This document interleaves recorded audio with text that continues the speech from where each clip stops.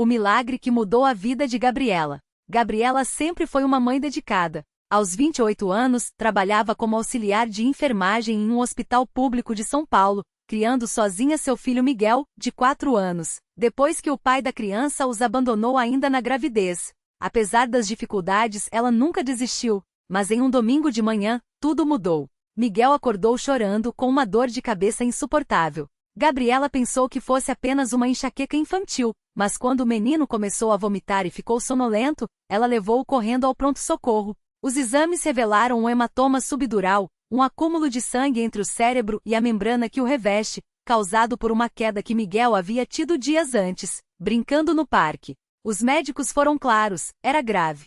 Se o sangue não fosse drenado, a pressão no cérebro poderia causar danos irreversíveis ou até a morte. Senhora, precisamos operar com urgência, disse o neurocirurgião, sério. Mas mesmo com a cirurgia, há riscos. E se não der certo? Gabriela sentou-se na cadeira do hospital, tremendo. Não tinha dinheiro para um hospital particular, e a fila do SUS era longa. Além disso, os médicos não davam garantias. Ela se sentiu oprimida pelo desespero. Foi então que uma enfermeira, percebendo sua angústia, aproximou-se e sussurrou: Gabriela, eu já passei por algo parecido com meu filho. Leve ele à Igreja Universal. Lá, Deus faz o que a medicina não pode. Ela deu o endereço da igreja mais próxima, no bairro da Lapa. Gabriela, que havia sido criada no catolicismo mas nunca frequentara uma igreja evangélica, hesitou. Mas não tinha mais para onde correr. O primeiro passo na fé. Naquela mesma noite, Gabriela entrou na Igreja Universal do Reino de Deus carregando Miguel nos braços. O menino, pálido e fraco, mal conseguia abrir os olhos. Ao verem a cena, os obreiros correram para ajudá-la, levando-os até a frente, onde o pastor já estava conduzindo uma corrente de oração. Irmã, não tema, disse o pastor, colocando a mão no ombro dela. Aqui, Jesus opera milagres todos os dias. Hoje será o dia da vitória de Miguel. Gabriela não entendia muito daquilo, mas quando o pastor começou a orar com unção e autoridade, algo dentro dela se mexeu. Ele impôs as mãos sobre Miguel e clamou: em nome de Jesus, eu determino que esse sangue seja absorvido, que o cérebro desse menino seja restaurado. Quebra-se toda a maldição de morte sobre essa criança. A congregação começou a clamar junto, em uma só voz. Gabriela sentiu um calor estranho percorrer seu corpo, como se uma fogueira santa a envolvesse. Lágrimas escorriam pelo seu rosto enquanto ela repetia, entre soluços: Senhor, eu creio. Salva meu filho. O pastor então pegou óleo ungido e fez uma cruz na testa de Miguel, declarando: pelo poder do Espírito Santo, este menino está curado. A batalha da fé. Nos dias seguintes, Gabriela não saiu mais da igreja. Participou de vigílias de oração, levou Miguel a todas as reuniões de libertação e, mesmo sem ter condições, começou a separar o dízimo e ofertas, como ensinado na palavra. Deus não precisa do nosso dinheiro, irmã, explicou uma obreira. Ele quer nosso coração. Quando damos com fé, estamos mostrando que confiamos nele acima de tudo. Gabriela também participou da campanha dos 7 dias de jejum e oração, onde, junto com outros fiéis, clamou por um milagre. Em uma das noites, durante uma sessão de descarrego, o pastor orou com ela e revelou: o Espírito Santo me mostra que isso não é só físico. Tem uma raiz espiritual, alguém amaldiçoou essa criança. Gabriela lembrou-se então das palavras da avó de Miguel, uma mulher amargurada que, ao saber do abandono do filho, havia dito: esse menino não vai ter futuro, vai sofrer como eu sofri. Ela nunca havia dado importância àquilo, mas agora entendia. Era uma maldição familiar que precisava ser quebrada. Com lágrimas, ela confessou tudo ao pastor, que então conduziu uma oração de quebra de maldição, impondo as mãos sobre ela e Miguel e declarando: toda herança de dor e fracasso é cortada agora. Em nome de Jesus, essa criança é livre. O milagre se manifestou. Uma semana depois, Gabriela levou Miguel de volta ao hospital para novos exames. Os médicos ficaram boquiabertos. O hematoma havia desaparecido. Não havia mais sangue acumulado nem sinal de lesão. Isso não é normal, disse o neurocirurgião, incrédulo. Hematomas assim não somem sozinhos. É como se nunca tivesse existido. Gabriela sorriu, com os olhos brilhando. Foi Deus, ela disse, simples. Na Igreja Universal, ele operou o milagre. Naquele domingo, ela subiu ao altar para dar seu testemunho. Com Miguel ao seu lado, saudável e cheio de vida, ela contou tudo o que havia passado e como a fé a salvou. Eu cheguei aqui sem esperança, mas Deus me mostrou que ele é maior que qualquer diagnóstico. Ela declarou, emocionada. Se não fosse a oração, a unção dos pastores, as campanhas de fé e o dízimo que eu comecei a dar mesmo sem ter, meu filho não estaria aqui. A congregação aplaudiu, muitos chorando. O pastor então fez um apelo. Quantos aqui precisam de um milagre como o de Miguel? Deus não faz acepção de pessoas. Se ele fez por eles, fará por você também. A lição que ficou. Hoje Gabriela é uma obreira voluntária na Igreja Universal. Ela e Miguel frequentam todas as reuniões, e ela sempre compartilha sua história para encorajar outros que chegam desesperados. Aprendi que a fé não é só acreditar, é agir, ela diz. É ir à igreja, participar das campanhas, dar o dízimo mesmo quando parece impossível, porque Deus honra quem o honra. Miguel, agora com 6 anos, não tem nenhuma sequela. Corre, brinca e vai bem na escola. E Gabriela? Ela não é mais a mesma. Antes vivia com medo do futuro. Hoje sabe que com Deus não há impossíveis. Se ele sarou meu filho de um hematoma que os médicos não podiam curar, imagine o que não pode fazer na sua vida. Ela pergunta, com um sorriso confiante. Basta crer e não desistir, porque na Igreja Universal os milagres acontecem. E assim, mais uma história de vitória é escrita, provando que onde a medicina falha, a fé em Deus triunfa. No mesmo culto em que Gabriela testificava, uma mulher chamada Ana Clara, sentada nos bancos da frente, não conseguia conter as lágrimas. Ela apertava contra o peito uma ultrassonografia amassada como se fosse a última esperança. Há 3 meses os médicos tinham dado o veredito. Seu bebê ainda no ventre, tinha uma malformação cardíaca grave. As chances de sobrevivência após o nascimento eram quase zero. Eles disseram que se ele nascesse, viveria no máximo algumas horas. Ana Clara contava depois, em voz trêmula, para a obreira que a abordou no final do culto. Já marquei até o aborto, porque não aguentava a ideia de vê-lo sofrer. Mas algo me segurou. Uma voz dentro de mim falou, vá à igreja. Ela não era da CCB, nunca tinha entrado numa igreja evangélica. Mas naquela semana desesperada, vi um outdoor com a foto de um bispo e a frase, Deus tem a solução. Sem pensar 2 vezes, entrou. Na primeira reunião, o pastor falou exatamente sobre fé para a cura dos filhos. Ana Clara chorou o culto inteiro. No final, quando o obreiro orou por ela, sentiu algo quente percorrer seu corpo, como uma corrente elétrica suave. Naquela noite sonhou com um anjo segurando um coraçãozinho perfeito nas mãos. No dia seguinte, ela voltou ao médico, mesmo sem consulta marcada. O ultrassonografista, espantado, repetiu o exame 3 vezes. Não tem mais nada. O coração do bebê está normal. Isso não tem explicação médica. Ele gaguejou. Quando Ana Clara voltou à igreja com o laudo na mão, foi recebida com abraços e lágrimas de alegria. Naquela noite, ela entregou a vida a Jesus e se batizou nas águas. Eu ia matar meu filho por medo. Mas Deus me mostrou que ele é maior que qualquer diagnóstico. Ela testemunhava agora, com o bebê de 3 meses nos braços, sadio e sorrindo. Se não fosse a CCB, eu não teria meu Benjamin hoje. Enquanto Ana Clara falava, do fundo do templo, um homem de cabelos grisalhos se levantou. Era o Senhor Antônio, que há anos lutava contra um câncer de próstata em estágio avançado. Os médicos tinham lhe dado 6 meses de vida há quase 2 anos. Ele já tinha feito quimioterapia, radioterapia, até tratamentos alternativos caríssimos que esvaziaram suas economias. Mas a doença só progredia. Eu era católico, mas rezava sozinho em casa.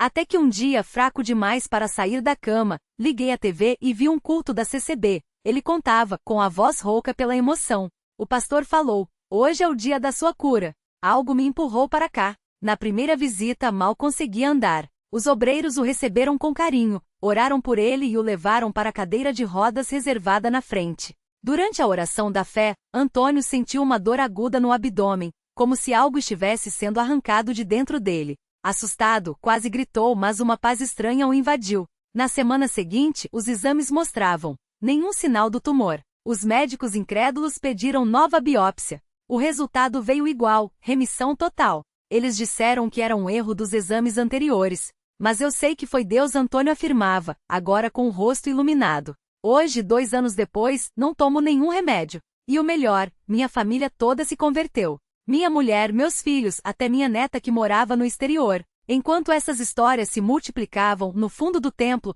uma jovem chamada Larissa observava tudo com os olhos cheios de dúvida. Ela tinha chegado ali arrastada pela prima, depois de uma briga feia com o namorado que a traíra. O coração partido, ela não acreditava que Deus pudesse se importar com sua dor tão pequena diante daqueles milagres grandiosos. Mas quando o pastor fez o chamado para oração, algo a fez levantar. Enquanto a obreira orava por ela, Larissa sentiu como se um peso saísse de suas costas. Na mesma hora, o celular vibrou. Era uma mensagem do ex-namorado, pedindo perdão e dizendo que tinha sido a pior coisa que já fizera na vida. Não foi coincidência, Larissa diz hoje, casada e feliz. Deus não só consertou meu relacionamento, como me deu uma família. Meu marido é obreiro agora, e nós servimos juntos na igreja. Essas histórias e tantas outras mostram que na CCB não há caso perdido. Seja uma doença sem cura, um coração partido ou uma vida sem rumo, quando a pessoa chega com fé, Deus age.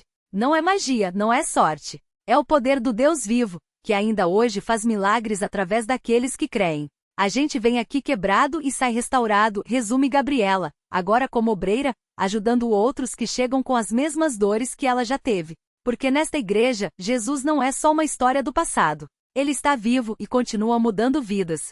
Basta dar o primeiro passo. No mesmo corredor onde Gabriela hoje estende a mão para acolher os que chegam, um jovem chamado Rafael entrou arrastando os pés, com os olhos inchados de tanto chorar. Ele tinha apenas 22 anos, mas carregava nas costas o peso de uma decisão que quase o destruiu.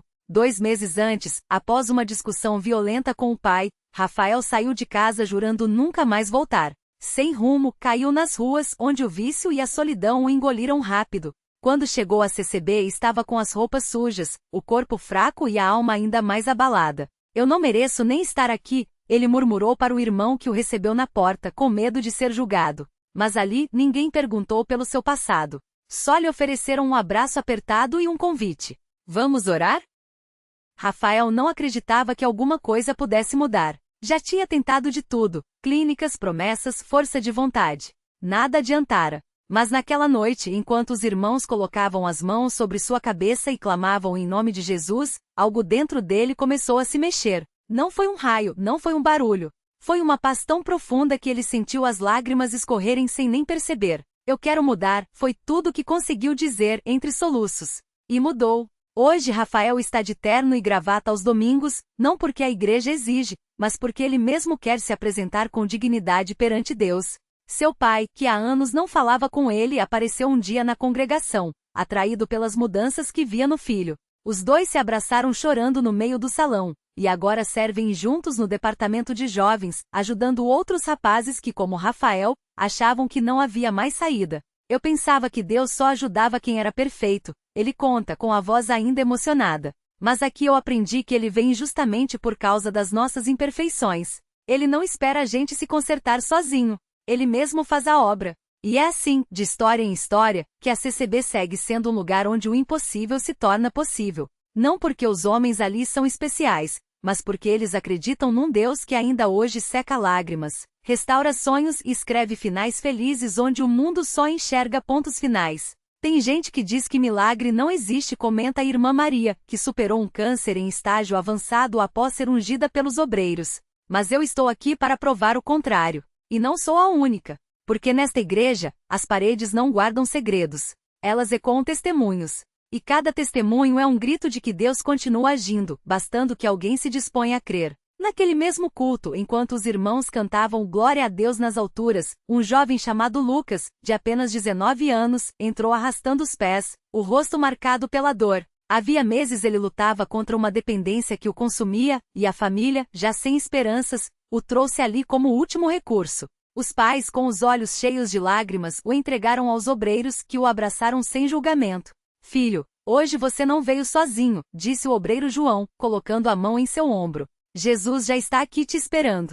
Lucas baixou a cabeça, envergonhado. Tinha tentado parar tantas vezes, mas a força daquilo era maior que ele. Enquanto a congregação orava, ele sentiu algo diferente. Não era apenas a mão do obreiro em sua testa, mas uma paz que invadia seu coração.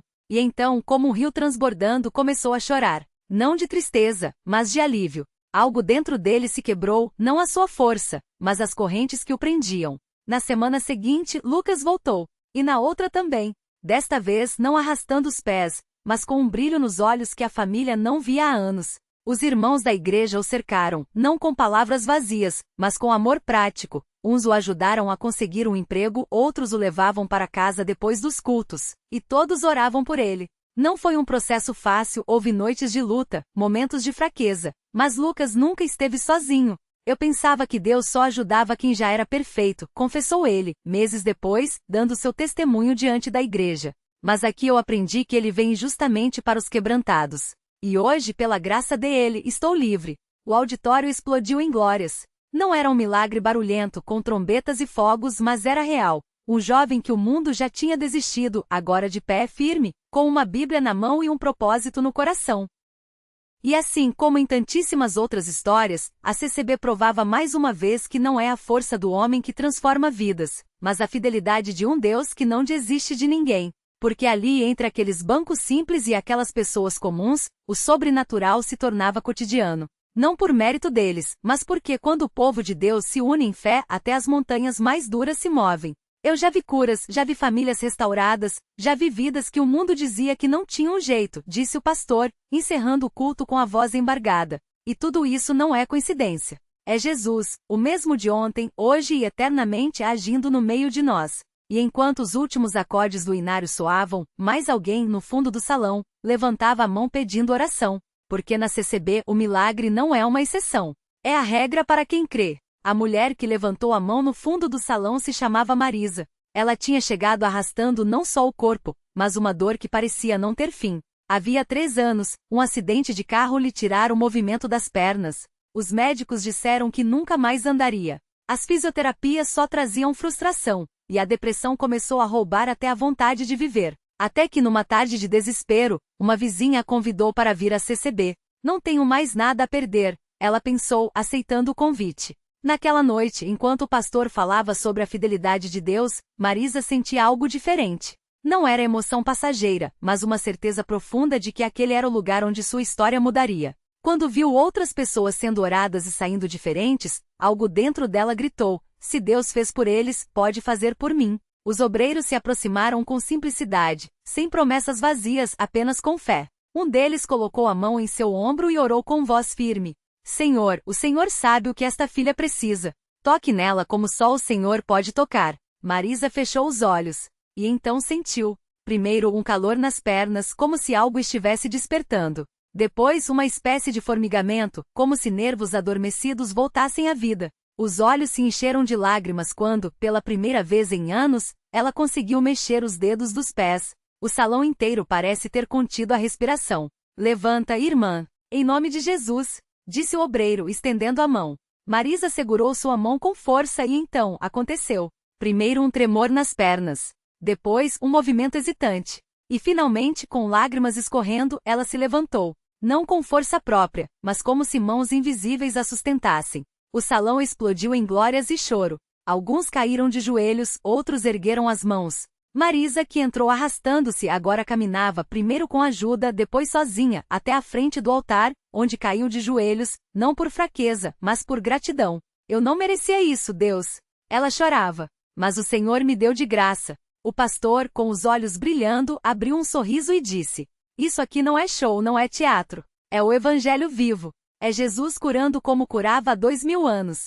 E ele não parou. Naquela noite, Marisa não foi a única transformada. Uma mãe que estava ali com o filho viciado em drogas viu a cena e sentiu o coração arder. Um homem que há anos não perdoava o pai sentiu o ódio se derreter como cera ao fogo. Até uma criança que nunca tinha falado por causa de um problema neurológico balbuciou pela primeira vez: mamãe. Porque quando Deus age, não é só um milagre que acontece. É uma corrente. É uma família sendo restaurada, uma cidade sendo abençoada, uma geração sendo marcada para sempre. E assim, mais uma vez, a CCB provava que não precisa de holofotes, nem de palcos grandiosos. Basta um povo que crê, um Deus que ouve, e a disposição de dizer: aqui estou, Senhor. Faz em mim conforme a tua palavra. Porque milagre não é coisa do passado. É para quem tem fé. E na CCB, a fé nunca falta. E o milagre não parou ali. A criança que balbuciou mamãe começou a emitir sons cada vez mais claros nos dias seguintes, até que em uma manhã ensolarada, pronunciou frases completas, como se uma porta invisível tivesse sido aberta em sua mente.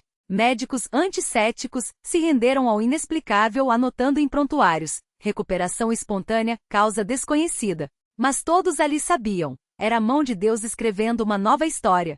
O jovem viciado, abraçado pela mãe que chorava, sentiu algo estranho no peito. Não era apenas arrependimento, era fome. Fome de viver, de ser livre. Naquela noite queimou todo o entorpecente que tinha guardado e pela primeira vez em anos, dormiu sem pesadelos. No dia seguinte procurou a igreja e disse ao pastor: quero ser batizado. Quero nascer de novo. O homem que odiava o pai, com as mãos trêmulas, pegou o telefone e discou um número que há décadas evitava. Do outro lado uma voz frágil respondeu: filho. E foi o suficiente. As lágrimas caíram antes das palavras e o perdão, como um rio, lavou décadas de amargura. Porque milagre não é só o extraordinário que irrompe no comum, é o comum se tornando sagrado. Aqueles que testemunharam aquele dia saíram diferentes. Não porque viram algo impossível, mas porque sentiram algo eterno. Deus não está distante, esperando que mereçamos sua graça. Ele está aqui no suspiro da mãe desesperada, no silêncio do coração partido, na luta do que parece perdido.